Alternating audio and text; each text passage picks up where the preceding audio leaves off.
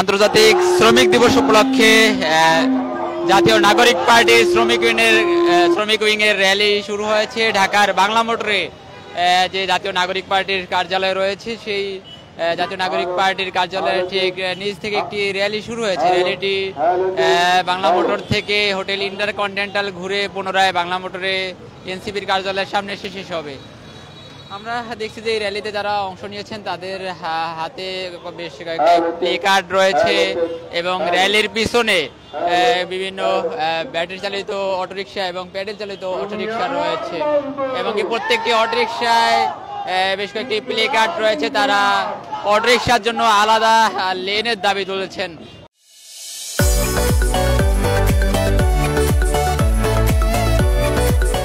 আমরা মে দিবস পালন করতেছি, যেটা সারা পৃথিবীর একটা মে দিবস যেভাবে পালন করে আমরা সেভাবে পালন করতেছি। প্রত্যেক শ্রমিকদের ন্যায্য অধিকার যাতে সবাই ফিরে পায়, বুয়েট টেস্টের মাধ্যমে নতুন একটা সিএনজি সরকার উদ্যোগ নিয়েছে, আমরা স্বাগতম জানাই।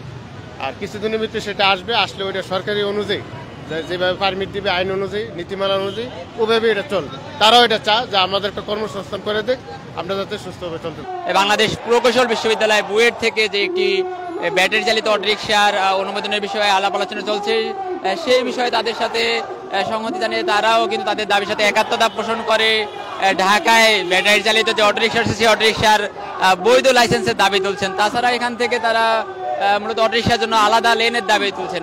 আমরা দেখছি যে এখানে জাতীয় নাগরিক পার্টির শ্রমিকদের নিয়ে গঠন করা যে শ্রমিক উইং রয়েছে, সেই শ্রমিক উইং এর শখানেক নেতাকর্মী নিয়ে তারা একটি মিছিল শুরু করেছেন। এটি ঢাকার বাংলা মোটর এলাকার চিত্র। বাংলা মোটরে জাতীয় নাগরিক পার্টি যে এনসিপির কার্যালয় রয়েছে, সেই এনসিপির কার্যালয়ের সামনে থেকে একটি র্যালি শুরু হয়েছে। এখানে মূলত জাতীয় নাগরিক পার্টির যে শ্রমিক উইং এর ব্যানারে জাতীয় আজকের যে মহান মে দিবস উপলক্ষে একটি র্যালি শুরু হয়েছে। র্যালিটি হোটেল ইন্টারকন্টিনেন্টাল অভিমুখে যাত্রা শুরু করেছেন। এখানকার যে র্যালিতে যারা অংশ নিয়েছেন আমরা তাদের সাথে কথা বলছিলাম। তারা বলছিলেন যে এই র্যালিটি মূলত হোটেল ইন্টারকন্টিনেন্টাল মোড় ঘুরে পুনরায় বাংলা মোটর এসে শেষ করবে।